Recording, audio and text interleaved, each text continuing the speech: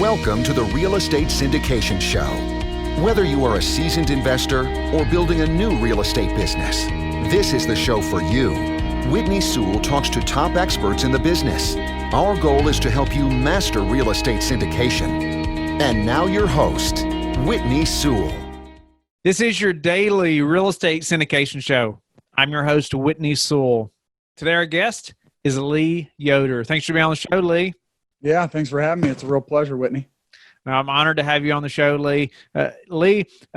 He says no one in his family invested in anything other than a 401k before he got started in real estate. He bought his first 3 multifamily properties within 4 months of each other, and he is able to involve his family in their multifamily business and maintain his priorities, which are God, wife, kids, and his real estate investing. So, Lee, grateful to have you on the show. I love that you have your priorities in place, and I want to get into that just a little bit, and obviously just the name of your company and what that means. I just think you and I would agree on a lot of things as far as that's concerned, I think a lot of the listeners will as well, and will appreciate your outlook on how you've been successful because of those things, those priorities. But give us a little bit more about you, and let's just jump right into that, and maybe where you're located.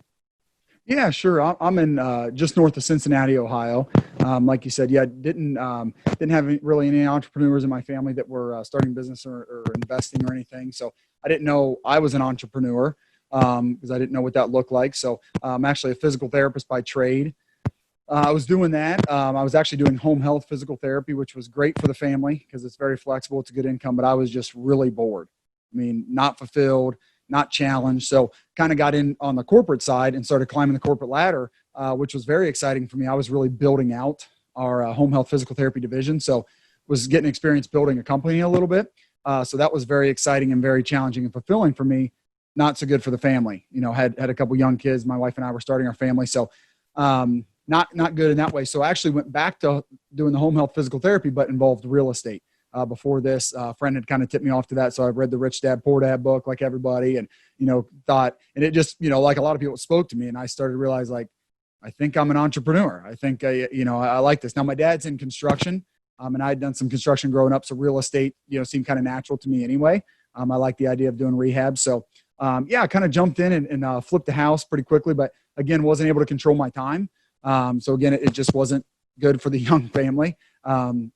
My kids were young, so they couldn't really be involved in the flipping part. So my wife just felt like a single mother for, a few months while we were trying to hustle to get it done. So yeah, Whitney, like you said, I'm really focused on, real estate for me is an opportunity to be challenged, to build something, to build wealth, but also be able to control my time because that's the most important thing to me so that I can still pursue my walk with Christ and pursue my family and do that really well. So real estate, like I said, the first flip wasn't really like that. It's not easy to do that. Real estate doesn't make that easy. When you're building something, when you're being an entrepreneur, it can get very busy and you can, be consumed by it. Especially I think a lot of people that get into it are those type of people that really enjoy work like I do and really just want to go after it like your hair's on fire. And you got to stop and think, hey, what's most important to me? So that's been a journey for me. But yeah, that's where we came up with the name Threefold, where my wife and I, intend to partner with the investors that we work with, but we also partner with God to make sure that we're keeping our priorities straight, and that we remember why we're here on earth and that there's a lot more to it than just, building a real estate portfolio, even though as a career, that's my ultimate goal. Now, I couldn't agree more, and just how important our walk with the Lord is, and how He has guided us and blessed our business as well. He's been very, very kind, of course. But also, you mentioned in your bio like you're a ready, fire, aim type of guy, and it causes you to slow down and elaborate on that a little bit because I think there's probably many listeners who are in that same boat. Yeah, absolutely. I think I'll just say. I think it really takes 2 things to be a successful real estate investor. And I think the first one is Grant Cardone. I didn't read the book, not necessarily a huge fan, but he wrote the book, called 10X. And I think you do have to be able to have a big vision because I would say, I don't know what you'd say, Whitney, but like maybe 95% of people have never really thought about owning more than their own house. So I do think you have to have that, be able to think big. I've got that in spades. God God did give me that. So I don't have a problem with that. I can think pretty big and come up with dreams that most people would say, Lee, you have no business dreaming that, it's so far off. But the other thing I think you really have to have that's a real challenge for me is the book, The Compound Effect by Darren Hardy, and just staying diligent and doing the little things day after day after day that take you toward that big goal, instead of the shiny object syndrome or just kind of trying to stay busy, but doing little things each day. And that's where I struggle. So where I feel like God has been working on me, and he gave me a wife that struggles with the 10X part. She thinks owning our house and me just doing physical therapy would be great. Just stay safe, save a little bit, and, do that whole route. That's what her parents did. That's what my parents did. So, but she's really good about keeping the details straight. So far, I don't have a partner in all this, but my wife has been my partner. But I feel like that's something God has really been working on me, and just slowing down a little bit, because, I always tell her when we flipped the first house, it didn't go very well. If she'd have been all in like me and just, hey, let's just go, I probably would have flipped 10 houses. But that wouldn't have gotten me closer to my ultimate goal of owning larger multifamily deals. So the fact that we did kind of slow down after that and go, let's take a breath, let's think about this, it caused me to not flip another house. Because I think you'll hear a lot of guys that flip 30 houses, then they bought some small multifamilies, and then 10 years later, maybe they realize, man, the bigger multifamily stuff's where it's at. And they got into that. Now I was slowing down and listening and educating myself and having my wife say, that flip, here's why it wasn't that great for our family. So because of that, I didn't flip 30 houses. I flipped one, realized, hey, that wasn't what I'm looking for. I'm trying to get a multifamily. So let's go that route. So it took us a year to flip the first house and move into multifamily, but we moved pretty quickly because I didn't, just try to stay busy and just do a bunch of things by flipping a bunch of houses, which I probably would have done if it weren't for my wife and for God leading me in a different direction, slowing me down a little bit. Well, I mean, a year from your flip to getting into larger multifamilies pretty quick, I think, for most people. And I do too. So I think that's really good, because a lot, and it's unfortunate. A lot of people are, they're getting started for a long time. It's like they say they're getting started in real estate, but it's like 3 years since they, got started, getting started. So, but I wanted to go back a little bit to, unfortunately, I've heard great things about that book, but I have not read it. But it is going to have to go on the top of my list very soon, because I've heard great things. But I would love to know some of the daily things, that changed for you after reading that book, or because I have a similar story as far as, how my habits changed and some things that happened that like, okay, I can start seeing success in my business, and I give all that, glory to the Lord. But whether it's through a book or whatever, but what were some of those things for you that helped you to see things that you needed to do different, and even if they're little things? Yeah. Well, I think now that I'm really trying to get into apartment syndication, I think, following guys like you and Joe Fairless, what I realize is to buy a big apartment building, you've got to raise a lot of capital. Okay. And a lot of things go into that, right? And it's a long-term relationship you've got to have with people, and you've got to build up that network, and you've got to build a brand. You got to do a lot of different things like that. To build up the capital. And then in order to really find good deals, you got to build a lot of relationships with brokers. You might set up a mailing campaign, do some things like that. What I would like to do when I get up in the morning is just jump online and look at deals. That's the fun part, right? Like, so to me, that's my natural, is just, no, I'm just going after the kill. I want to go look at deals. That's not the compound effect. To me, that's like the 10X thinking of like, let's go big right now and just get after it. The compound effect to me is getting up and saying, okay, what am I doing today to build long-term relationships with some new investors? I'm starting a podcast. I built a website. That's stuff that you can do today that's really not going to pay off for months, maybe years, right? To me, that's the compound effect, is doing the things that say, what can I do today that's going to benefit me in a year? When I jump online and look at a deal, I'm trying to find something to put under contract today. And that's, the deals that are available to people that want to do that aren't the best deals. And then are you going to have the capital ready? So what I'm trying to change is when I get up to resist the temptation, just go look for deals right now, but instead do the little things to raise the capital for those big deals, and do the little things to develop relationships with brokers.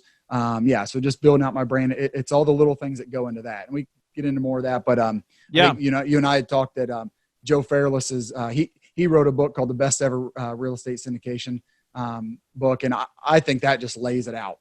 You got it right there. I got it right here.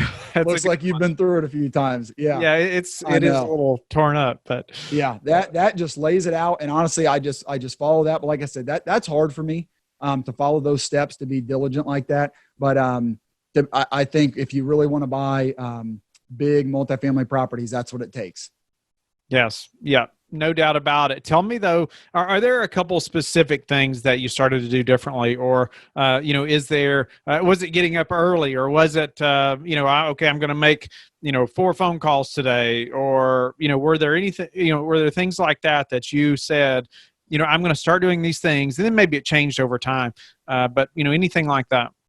Yeah. Well, here recently, and again, kind of going through that book, I get up early automatically. It's not a problem for me. It's usually 4:30 in the morning, and I'm up and I spend some time before the kids get up, just working on stuff. But like I said, the change has been what I'm doing with that time, because what I really want to do is just jump on and look at properties, because that's the fun part. But what I've been doing instead is really right now, it's been building my brand. Again, following the Joe Fairless playbook. So I've been doing a lot of work to build my website. So I've got that going. And then I've been doing some work to do a podcast. So Bigger Pockets, I think, is a great tool to network. And my podcast, that's really what I've been doing. Is I get on there, I try to answer. Maybe a goal of mine would be like to comment on 2 conversations going on Bigger Pockets. And then through that, I'll see people that I'm like, oh, this is a person that would really fit what I'm trying to do in my podcast. I'll reach out to this person. I'll connect to this person. And it's amazing the connections you can make if you stay diligent about that, just doing a couple of those a day. And people are really, happy to talk to you, especially to be on a podcast and connect with you. So it's amazing how many more connections I have now that I've slowed down and tried to build the brand and build, a network of people instead of just looking for properties and going at it on my own. Gene Trowbridge and Jonathan Ney, founding partners of the top syndication firm, Trowbridge Law Group, LLP, have a legal team with over 50 years of combined experience in real estate syndication and the practice of real estate securities law.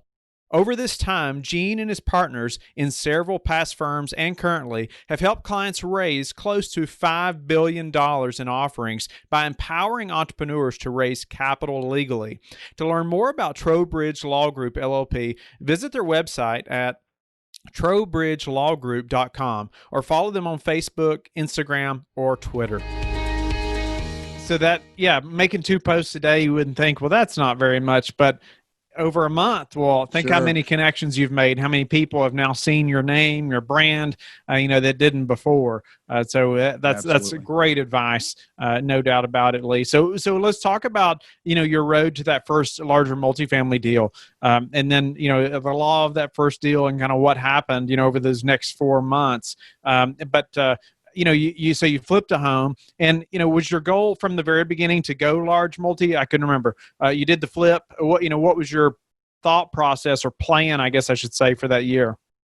Okay. I like the idea of flipping. I still do. My dad's in construction, and I like doing rehab. So the goal was always to get into multifamily, but the goal was also to flip.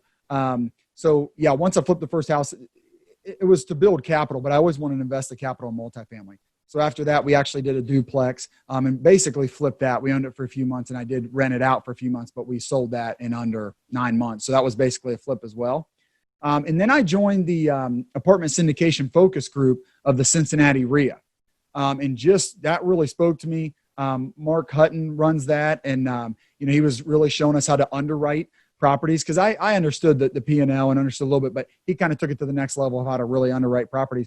So I just started doing that, and I just started doing that with the properties that were online. LoopNet. You can find some smaller stuff on Zillow. I wasn't trying to go real big. I didn't want to compete with guys like you, Whitney, yet. I figured to keep it small. So I was just looking at anything, from 6-8 to maybe up to 20 units, and found a 16-unit property just 20 minutes north of where I live. It was an old school building, so it was kind of weird. They had turned it into a nursing home, but then turned it into apartments. So I think that, probably turned a lot of people off. It wasn't your typical. It was in a pretty rural area, even though it was right outside of a pretty nice part of Dayton. And it had sat for a long time. It was overpriced. So I just, talked to the guy running the RIA group, Mark. He kind of became a mentor of mine and started saying, here's some deals. And so I was looking at that one. And so I just offered on it. And what I did was I offered 90,000 under the asking price, which is a huge drop. Cause I mean, they wanted 440 for it. I offered 350, but it had been sitting for a long time. So we did some negotiating, but they ended up coming all the way down to my price. So I just, like they say, every deal is a good deal for a certain price. And that's kind of the approach I took and said, if I can get it for this, it is a good deal because it's going to need a lot of work. But if I can get it for this, then I can make it happen. And so that's what I did. Mark helped me a lot on that one. And I'd been talking to some friends from church about what I was doing for years, honestly. And randomly, a buddy of mine, a good friend of mine from church, brought another deal that he found through a friend. It was an 8-unit. And like you said, the law of the first deal, some people say when you get that first deal, Michael Blanc will say this, it's almost hard to not do the next one. Well, actually, on the day that we closed on the 16-unit, we wrote an offer on an 8-unit. So on that same day, and then we end up closing on that just a couple months later. So, and then follow up the next month with the 10-unit. Wow. So went from nothing, because I'd sold the duplex, went from nothing to 34 units in just 4 months or so. Congratulations, by the way. Yeah, that's incredible. And just putting yourself out there and making it happen. And, sounds like you not only, you did the flip, you knew you wanted to get into real estate, but you joined the meetup and ultimately you found a mentor, sounds like, through that. Yeah. Right. And I mean, that's just a game changer. I can't suggest enough, or that somebody have some kind of mentor. It doesn't have to be paid, but there's lots of good paid mentors and lots of mentors, or there's lots of people that could be a great mentor that aren't going to charge you anything. So okay, so you got the first deal, and then all of a sudden you're putting an LOI or offer out on another property. Tell me about your your game plan, say, for the next year. What's your business plan moving forward? Yeah, I am at a bit of a fork in the road, I feel like. I mean, to me, buying smaller, mid-sized multifamily properties is one thing. I've been able to do them all with LLCs, with family and friends. I'm in, the Midwest outside of Cincinnati. And so, the purchase price is not real high. So there's more deals like that available. I mean, it's still hard to find like anything right now. I mean, it's still a hot market. It seems like it's still a seller's market. I'm waiting for it to drop down a little bit, but I could continue to take down those properties, and they've been very profitable so far. Or do I kind of burn the ships on that and say, no, my ultimate goal is to go big, to get into 100+ unit and stop messing around with that and say, hey, I may not buy anything for the next year, but I really want to buy those. Honestly, I kind of believe in what some guys will say is like there's steps to financial independence. And that first one for us would be for me to replace my income and cover our expenses. And I think to do that, Whitney, probably the quickest route would be to stay on kind of the smaller multifamily stuff. So I think I do want to, maybe stay kind of in the 16 to 40 unit properties and get a few more of those until I can get enough cash flow to kind of cover our expenses, where I could be a little more aggressive and take some time and really ratchet down what I'm doing as a physical therapist, or potentially even quit that and really go all in on the big stuff and try to become a true apartment syndicator. No, that's interesting. I like hearing just how people justify both sides of that coin. Yeah. In their plan there. But tell me a little about working the W-2 job, and then while making this happen. And I mean, I've done the same thing and making this happen. You got the family and, wife at home and you're working full time, but you're able to do a flip. Then you're able to get into numerous multifamily properties. To just give us a couple tips on managing that to make it happen for somebody that's getting started. Yeah. Well, the real key to that, Whitney, was, like I said before, when I was climbing the corporate ladder, I don't feel like for me that would have been possible. I was putting everything into that job and still didn't really have enough time for my family. So to add real estate in on top of that, I could have done it because I could work around the clock. I really enjoyed working, but my family would have really suffered. And so I'm glad I didn't. But I had a friend that, was in it, and he said, Lee, is there any way you could do your job from home? Could you be more flexible with your job? And there really wasn't. So that's what helped me convince me to go back to home health physical therapy, because in that case, my time is very flexible. And actually, to be honest with you, when I'm doing that, I'm not even working 40 hours a week. So that's why I was able to do that. I decided, and I took a large pay cut. I mean, probably at least 25%, maybe even 30% pay cut. But just knowing that, I wanted to get that long-term goal. Now, I was still able to cover my expenses, so don't feel bad for me or anything. But like, I did take a big pay cut just knowing that I want to build long-term wealth, not just make a lot of money this year. So that was kind of the key. And so I guess that would be my advice to anybody is if you could do your job a little bit differently. I mean, a lot of people found out maybe they can do a lot of their job from home. So maybe that helps some people out. But that was the key for me, is to actually go back to home health physical therapy, take a pay cut, but have a job where I could be more flexible and actually not work as many hours, and then put those extra hours into the real estate stuff. I appreciate you mentioning the pay cut, and because a lot of people, they're living in a way right now that they can't afford to take a pay cut if they had to, and so I'm grateful that you shared that, because there was some sacrifice there, right? And also it shows that your spouse had to be very on board, right? Yeah. To be able to do that. And also, she probably had to see that long-term vision of what you were seeing. You said you kind of have the mindset of the 10X, where she's more maybe conservative about that, but still she had to see that, she obviously has to believe in you that you're going to make it happen. And that says a lot, about you and just your all's relationship. And I've lived it personally myself. I think it's so important. Grateful for you sharing that. Tell me a way that you've recently improved your business that we could apply to ours. Yeah. I think what I've really done recently is, like I talked about a little bit earlier, starting to try to build my brand and educate people. I've started a podcast. I started a website.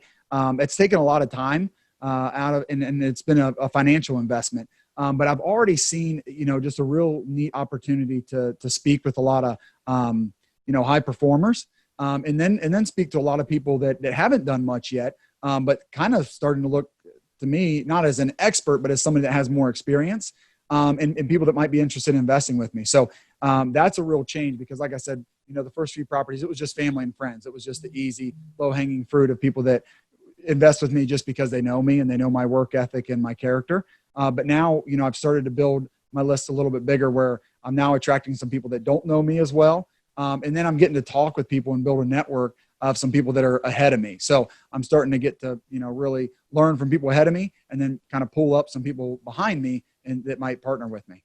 That's a real difference for me. What's your best source for meeting investors right now? Hopefully, probably the best thing I've done so far is the Cincinnati RIA. The groups like that. Joe Fairless has one here in Cincinnati. There's one in Dayton as well. It's been those meetups, and then probably networking with people in bigger pockets. What about the number one thing that's contributed to your success? I would say, I would say it goes back to the combination of having that 10X view, but sticking with the consistency. I think, I hear so many guys say that, what's the number one thing? And they say consistency. And that speaks to me, because it's so hard for me. I want to do the shiny object stuff. I want to do the stuff that gives me, an accomplishment today. But that's what I'm really focused on. And I feel like I said, my wife's real good about helping me, remind me of that. And I feel like that's something God's put on my heart and working on me. So I think it's you got to have a 10X view, or you're not going to get into real estate anyway. But if you're not consistent, if you can't, stay diligent on things, then I don't think you're going to go as far and have as much success. How do you like to give back? Yeah, well, we have 2 young kids, and it's been really fun involving them. I think what's neat is, anytime you have kids, you want to, be your best version of yourself, because you want to, creating them the best version of themselves. So we've really taken them along with us as we try to give back to our residents. We did something around Christmas. And so we take them with us and drop it off at the doors of each resident. And then we did a little gift card for, just kind of trying to help people through this COVID pandemic, with people maybe getting laid off or maybe not quite making as much and stuff. So just involving our kids in that, and getting to see the joy that they have in it, and getting to teach them, the importance of giving back and sharing the blessing that God's given us with others. That's been really exciting for my wife and I.